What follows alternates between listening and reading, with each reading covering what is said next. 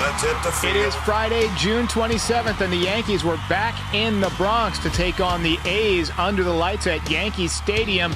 Will Warren on the mound. Also, we got Terrence Kemp tonight, and Spencer Jones has been promoted to AAA. My recap and your reactions coming up next.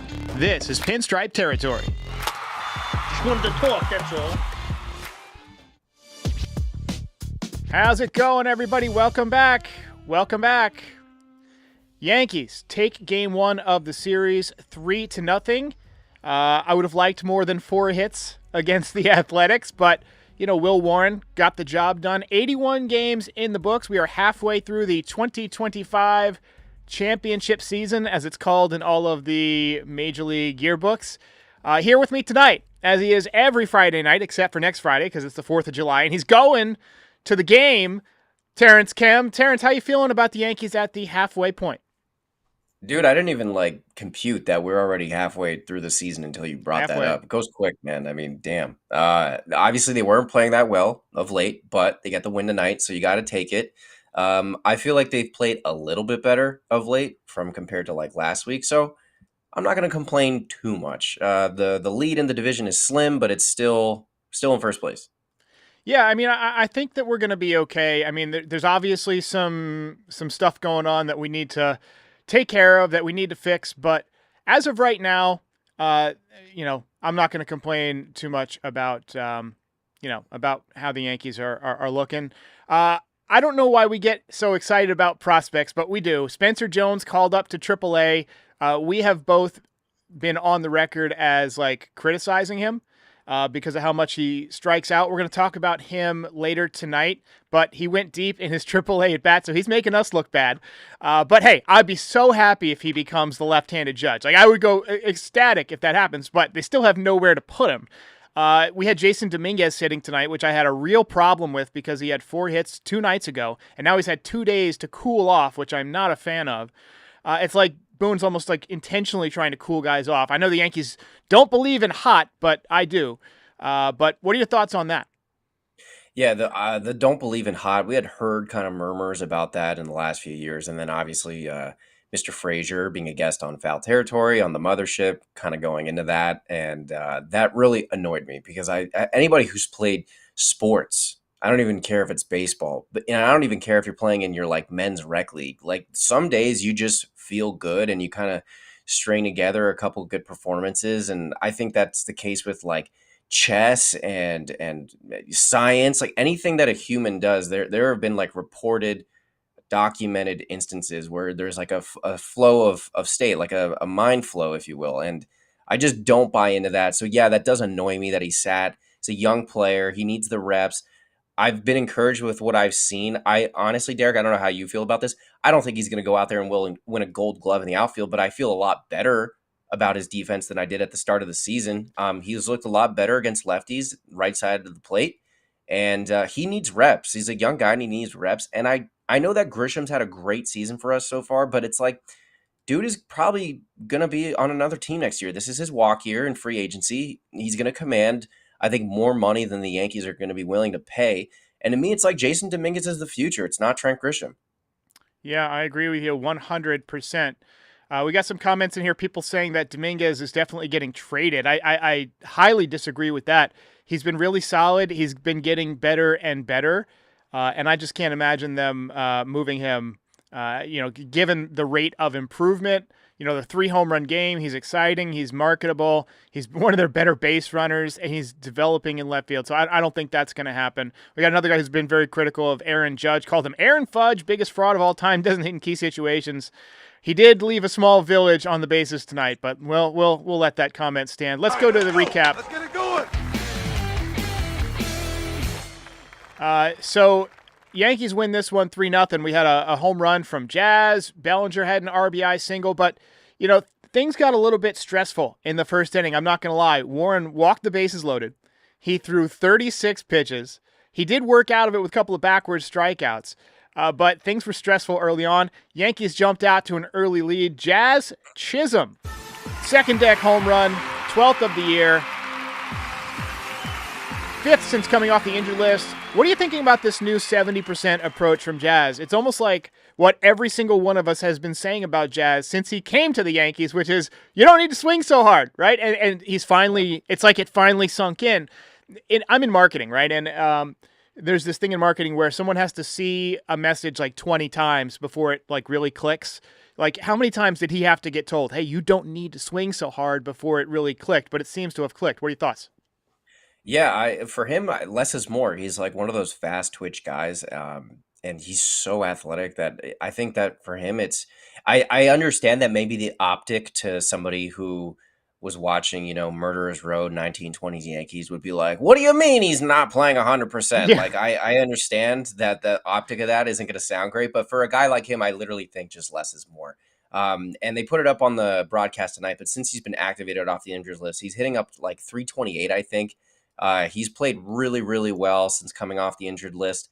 I think he's better at second. I don't know why the Yankees insist on having DJ at second and not at third and just flipping them. I don't understand that, but whatever. I'm not running the team.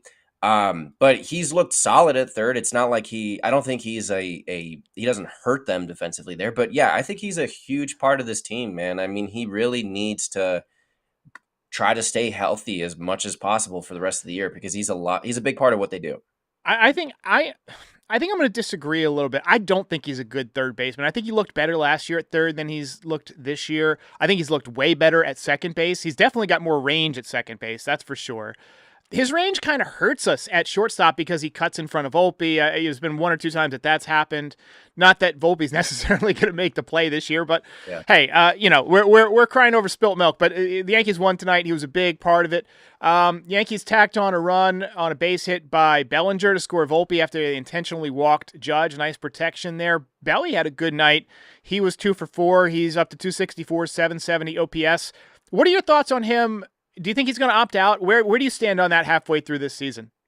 It's tough, man, because I mean I'm looking at so right now he's making 27.5, and then he has a player option for 25 next year, and then becomes a free agent the year after that. So he has like 10 home runs. He's hitting around like 250. It's funny, he's hitting lefties way better than he's hitting righties. He's got reverse splits. I feel it's so tough to say because I think he really does love being a Yankee. I think he's really enjoying his time being a Yankee. I don't think he's a Boris client, right? So he's not one of those. I think he is. He's he part might of be a Boris. I think he was one of the Boris 4, right? Remember there was like oh yeah, he may be a Boris guy. If he's a Boris guy and he's still a Boris guy, because I know that I think Jordan Montgomery had fired him after he kind of like botched that whole thing. So if he's still a Boris guy, then definitely he opts out. But let's say that if he gets hurt, no way, obviously. But let's say he just kind of keeps status quo the rest of the season and he hits I don't know, let's say he hits 260 with 25 home runs. I mean, that's a very solid season. It's very good for sure. And I think teams would offer him a long-term deal, but maybe the Yankees go look, we'll offer you an extension right now. And maybe we'll even give you a raise, but you're going to play at the 25 million next year. And then it'll kick in the year after that. He's on pace right now for 20 home runs, for 78 RBIs, for 16 stolen bases. Those are not horrible numbers. I mean, they're not great numbers, but they're average numbers for a major leaguer. I'm not sure they're worth 25. I don't think he'll get more than he's getting right now. But I mean, I think he's having a very nice season, and he's been great defensively. So we'll see how it works out. Warren solid tonight. We'll talk about him in a minute. We'll spotlight him. Cruz. I mean, when you're right, Terrence. You called Cruz when the Yankees got him. You have been absolutely 100% correct on that one. He has been phenomenal. Leading the major leagues in strikeout rate. He's been disgusting. He only had one tonight, but again, he looked disgusting. I'm going to pull up his numbers real quick because I'm just curious how many strikeouts he's got. He's got 54 strikeouts in 33 innings. That is disgusting. And Luke Weaver was good tonight, and Devin Williams back in the closer role got it done with a 3-run lead, and the Yankees take game 1 of the series. Ball game over. Yankees win.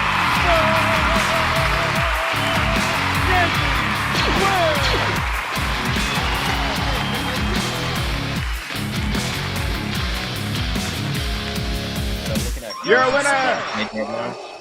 What's that? Nice. I'm looking at Fernando Cruz's Savant page right now. It's pretty nice. I'll pull it up for the people. Yeah. For the people watching, we'll pull it up in just a second here. But first, we got a little bit of hardware to give away. Tonight was actually kind of a debate that we had a little bit internally. We weren't sure which way to go. Ultimately, I did give Terrence the final decision. So, Terrence, you want to take it away? I believe we went with Mr. Jazz Chisholm. There you go. Like jazz? You like jazz? That new belt background is kind of fire, too. You got to admit, that with the blue, with the scoreboard effect on the... I got to admit, when I'm good, I'm good. I like that one. But yeah, Jazz Chisholm picks up the belt. Frankie can chime in with how many belts he has. We'll re-put up the leaderboard here pretty soon. But he hit 2 of the hardest 5 balls tonight, 110 off the bat and 104.9. The home run went 377 feet. Hey, we'll take it. And Will Warren, not to be overlooked, we'll spotlight him right now because he did toss 5 shutty, as they like to say. The first inning, as we mentioned, was rough. Walked the bases loaded, kind of nibbling, not really challenging guys like he did for the rest of the game. Ended up throwing 36 pitches. That really prevented him from giving us 7 innings tonight, even 6 innings. But, he was able to complete 5. He threw 100 pitches. He didn't allow any runs. He topped out at 94.7. The ERA is down to 4.37. And he is on pace for 200 strikeouts this year. He's got 80 innings and a third and 103 strikeouts in 17 starts. What are your thoughts on the first half season of Will Warren? I think he's way overperforming my expectations. Way overperforming. Dude, I'm in lockstep. If you told me that this is what Will Warren was going to do in spring training, I would have laughed in your face. There's no way, especially with what he looked like last season, towards the end of the season, when he had that start in Philly and he got absolutely lit up.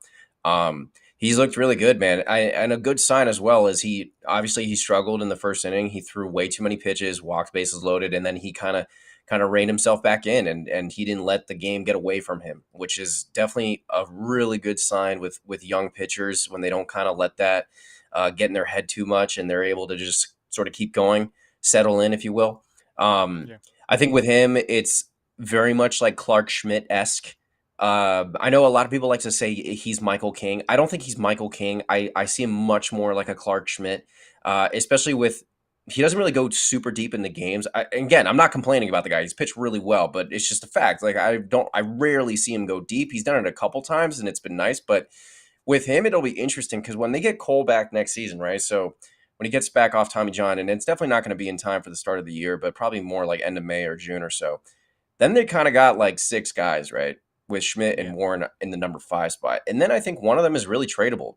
They got 2 young guys with a lot of years of control, not making much money. Starting pitching is a premium. I think those are 2 really tradable assets if they decide to move off of one of them. Now, you don't want to give away so much depth in pitching because it is so fragile and it gets hurt easily. But it's almost like both of those guys are starting pitcher caliber players in the major leagues, and one of them is not going to be able to do that. If the Brewers wanted Clark Schmidt or Will Warren as part of a package for Peralta, would you pull the trigger on that? Let's assume it includes a couple of minor leaguers too, because they're gonna want some young pitching back for a big time pitcher, right? So, I think honestly, I don't know who I would rather trade. I'd probably deal Schmidt just because we talked about, even though he had 7 shutout innings the day that we talked about this, just because of the control, or 7 no-hit innings, just because of the control of the contract. And Will Warren, the way he strikes guys out, that's difficult to do, man. He's striking out 200 batters as a rookie. I mean, he misses bats. It's quite. How many whiffs did he have tonight? I'm gonna double check. He had 11 whiffs in 5 innings. That's pretty damn good. So, sure. All right, let's get to these. Looking at he becomes a free agent in 2031 too, dude. Yeah, so he's got a lot of years in control. But we'll see. Maybe it works out in some other kind of way. So let's get to the State of the Yanks.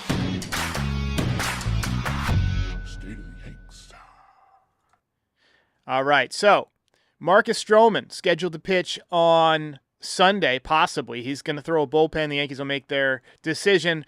And, we'll talk about that. I think if he gets rocked, there's a chance that he could be DFA'd, and partially because they've got a guy coming up behind him, Cam Schlittler, who we'll talk about. We'll also spend a few minutes on Spencer Jones, who went deep in his AAA debut. And we'll grade the Yankees through 81 games. And we want your grades on the Yankees, like who gets A's, who gets B's, but also an overall grade of the team. So let's begin, though, with Mr. Let's see here. Let's begin with Spencer Jones.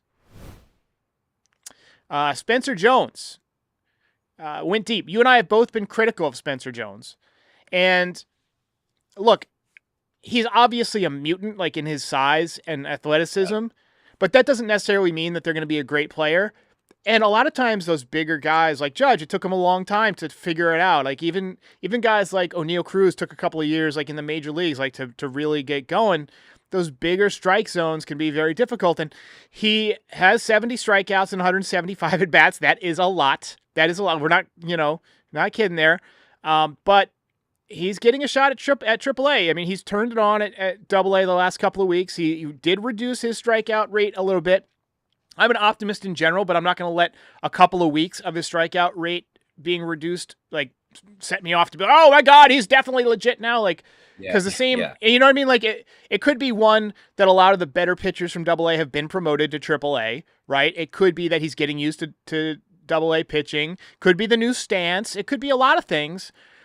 I want to find out. Let's see how he does at AAA. Off to a good start tonight. I'm rooting for him, but I also wouldn't be crushed if they traded him. I think he's getting hot at the perfect time, right? Because he's re-amplifying his trade value, right? If he hits 300 for the next month and hits 5 or 6 home runs in AAA, the Yankees will have a tough decision to make.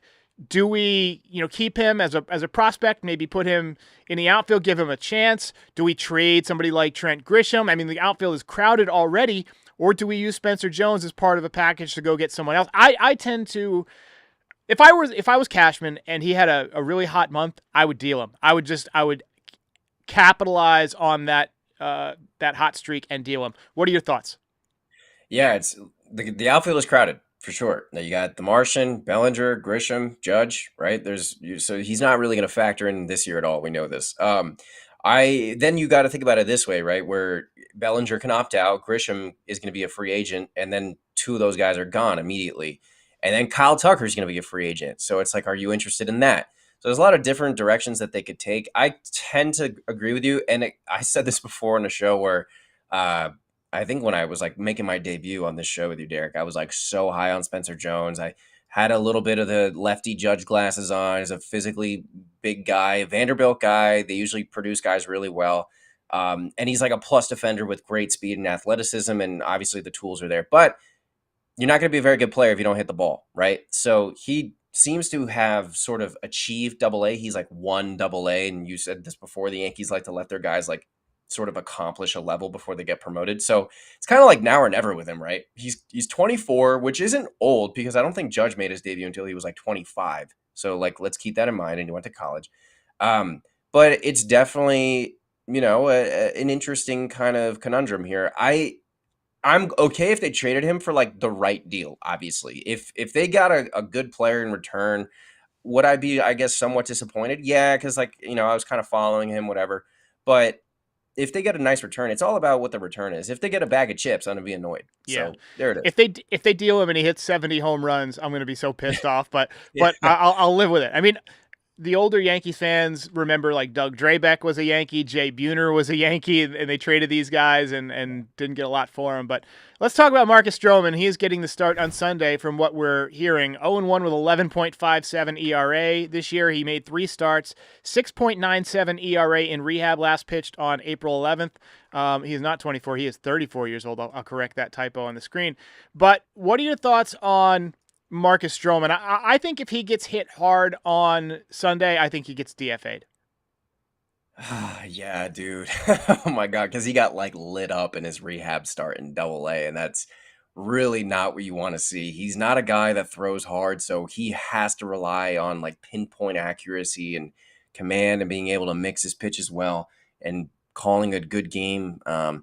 So yeah, if he gets lit up, man, it's like I'd rather have Ryan Yarbrough be in the rotation slot over Stroman. I don't know if you're with me on that, but I feel like you are just on past performance, right? And Marcus Stroman, he's out for a while. I mean, Yarbrough's out for like, he might be out with an oblique. Yeah. He could be out for 2 months. Yeah, it's so frustrating because I'm like dreading watching him. I'm dreading watching Stroman pitch. Like the last time he pitched, it was awful. Bottom line, Derek, they cannot let him get enough innings to get his vesting option activated. That's just the bottom line. They cannot allow that to happen. They cannot be roped in for 18 million next year. So whatever happens, Yeah. that's the end result. There's no way. I mean, like he's only got like what 10 innings pitched this year. I mean, I can't imagine a scenario where he throws 130 innings in the second half. He would have to get like 7 innings a start. I mean, he would have to dominate. And if he's pitching like that, screw it, give him the extension because he's pitching great. I guess then No, you do it, yeah. But I think if he gets hit hard, then his career as a Yankee is over because they got someone coming up who I think deserves a Schottler. You see this? Cam Schlittler deserves a Schlittler. Is that? Yeah. I wish my rim shot button was working. 6-6 in the minor leagues, 2.18 ERA, 74 1/3 innings, 97 strikeouts, just 3 home runs allowed. 6'6", got a big time fastball. I think he's done everything that he can do in the minor leagues. He's dominated the minor leagues. He dominated Double-A this year. He dominated Triple-A this year. He threw like 7 shutout innings a couple of days ago. I think if Stroman gets hit hard on Sunday, if Stroman gets knocked out after 2 1/3 innings, gives up 5 runs, which is kind of what I'm expecting, I think he gets DFA'd. I think the Yankees call up Cam Schlittler. I think they'll call up somebody in the interim to like a relief pitcher to like eat some innings until Schlittler's ready to make a start. And then I think they activate Schlittler and they'll drop him in the next spot in the rotation for Stroman. That's my prediction. That's my Derek prediction. What do you think? Yeah, I mean, let's see it, right? I've watched him pitch a little bit, not too much though, but he's got great stuff, man. And if you're looking at the numbers there, it's obviously really good. But majors are always going to be different. You know, when they get up there, you don't know how they're really going to perform. Will Warren, again, he's pitched really well this year, but last year when he was kind of an unknown commodity, he pitched really well in the minors. They brought it up and he got absolutely torched. So yeah. I also want to maybe take a lesson from that for myself. And if Schlittler does come up and he gets torched, maybe don't like, oh, that's it, he's never going to be good. Like, okay, he's a young guy. He's kind of figuring it out, getting his feet wet in the majors. But I like his stuff, and I think that you're kind of on the money there. If Stroman gets lit up, I mean, there's a good chance he gets DFA'd. But I don't know. I think with the Yankees, they tend to be really stubborn with some of their free agent acquisitions, right? Like, you know, they just holding on to guys because the Aaron Hicks thing, it's like, I know they ended up DFAing him and eating the by the way, this is the last year they're paying him the $10 million, but I know they were like holding on to him, but I almost felt like they were like, oh, we got to keep it going because we signed him and, you know, it'll make us look bad. I swear to God, I think the front office has that a little bit. So I just hope that that's not the case with Stroman and they're willing to just DFA the guy if he gets lit up because if he's not effective, he's not effective, man, period. Well, we'll see. All right. So the Yankees are now on pace for 94 wins. And I wanted to get your thoughts on their grade, like halfway. Like, I don't think any of us expected them to win 94 games. We all took the under on 90 after Garrett Cole got injured. So to a degree, they've overperformed, but I still wouldn't give them an A. I think there's been too many problems in the bullpen. And we're talking about the organization now, right? Every player is doing the best they can. I think that the management has been worse than usual this year. Boone's lineups drive me nuts. The way they treat Dominguez drives me absolutely insane. Should have been in the lineup tonight. But just kind of, what are your thoughts on grades for this team? You know, team as overall, who gets an A, who gets a F? Just thoughts. I think a solid B as a team. Yeah, they've overperformed. Yeah, they've overperformed. Definitely. I think they're in first place. But the reason they don't get an A is because they just like blew the division lead to the Rays, and the Rays are a game back now. And they were up I think 7 games at one point. So, but there's ups and downs to 162. Everybody knows that. It's a long baseball season. It's not the All-Star break yet. There's going to be trades at the deadline. We're going to see how things shake out. So you can go through all of that. But as you said, I think also, dude, I keep thinking about the 5 games they blew at the beginning of the season. I keep thinking about that. And God. I swear every time I look at their record, I'm like, 47 wins. It should be 52. And if they had 52 wins, they'd have the best record in baseball in front of the Detroit Tigers and the LA Dodgers with 51 wins apiece. So I get very annoyed when I think about that, but solid B. Yeah, we're seeing a lot of B's, B minuses. So who on this team gets an A? Aaron Judge, if you look at the stats overall, he's been an A, but like the last couple of weeks, he's been slumping. He's obviously left a ton of players on base, like a ton of runners on base. He has not necessarily hit in big spots. I'm still giving him an A because he hit 400 for 2 months and has 28 home runs. I mean, he's going to hit 50 plus home runs again. It's hard not to give him an A. I think that Goldschmidt was on track for an A, but he slipped into B. He's been cold for about a month. If you really look at the numbers, hitting about 200 for a month. It's like a C for Volpe, maybe a C minus. Wells, I think, is like in the C minus range now too. Like he's slumped a little bit. Dominguez even, like, I think the defense has been better than I thought, but I think the power has been less than I thought. I'd put him in like a C plus range. There's really not a whole lot of A's on this team. And Max Fried's an A. Carlos Rodon, he's an A, maybe an A minus. Actually, you know what? I'm going full A. I think I gave him an A minus when we did the grades like a month ago, but I'm giving him an A. Will Warren, I mean, I have to give him like a B, a solid B. He's vastly outperformed what we thought. Bullpen, Devin Williams, I think he gets like a C minus because he started off so bad, but he's redeemed his F by pitching better. Luke He's Weaver, been really good. Yeah, Luke Weaver's been great. I'd give him like a B plus. Yeah. Who else? Give Weaver B plus, Fernando Cruz B plus A minus. I'd probably give Grisham like a B plus because I did not expect to get this out of Trent Grisham at all. About Rice. Yeah. Ben Rice, solid B, just because he's cooled off a little bit of late, but he's been really unlucky. I think he's like literally one of the most unlucky players in baseball. So you like the underlying stats there, but yeah, Wells been disappointing. Goldschmidt, he cooled off. Jazz been hurt, but he started the year off pretty bad, and then he got hurt, but he's been really good since then. So it's almost like he was a D to start out, got hurt, and now he's an A. So I don't know, call it even and make it like a B minus or so. But Brian Bashman says Pablo Reyes gets an A. He gets a DFA. How about that? Yeah. All right. Let's get to a quick word from our sponsor tonight, Cash App. Then we'll be back with some final comments. Kratz, real talk. I do not carry cash around me, but what I do carry around on my phone is Cash App. Easy peasy. Like I said before, anytime Scott can pay for the tab, that is good. And it's always right there. Fast, easy, always available. Yeah. Oh, my credit card's not working, or oh, I didn't bring cash with me. There's no more alligator arms. Do you have your phone? Most people have their phone. So use Cash App. It's secure and safe. There's no waiting around. It is a super, super easy sign-up process. You can sign up quicker than you can listen to Kratz and I talk about Cash App. For a limited time only for the FT fam, new Cash App users can use our exclusive code to earn some additional cash. For real, no catch. Just download Cash App and sign up. Use our exclusive referral code Territory in your profile. Send $5 to a friend within 14 days, and you'll get $10 dropped right into your account. Terms apply. That's money. That's Cash App. All right. Matthew Erico says Peraza might get a high A assignment in Hudson Valley. Yeah, Peraza to me has been like an F. Like the defense has been good. He's made some good defensive plays. He hit a couple of big home runs. I feel like I don't know how big they were. In my mind, I remember them being big. Maybe I just remember them being big because I was surprised that he actually hit a home run. But he has definitely underperformed. But other than that, I'm feeling okay about the Yankees. The offense, obviously you want better than 4 hits in a game tonight. But I think they're doing okay. The Rays are right on our heels, and they're playing with momentum. So I'd be lying if I said I wasn't a little bit worried that we're going to lose first place. About a month ago, it looked like we were going to run away and hide.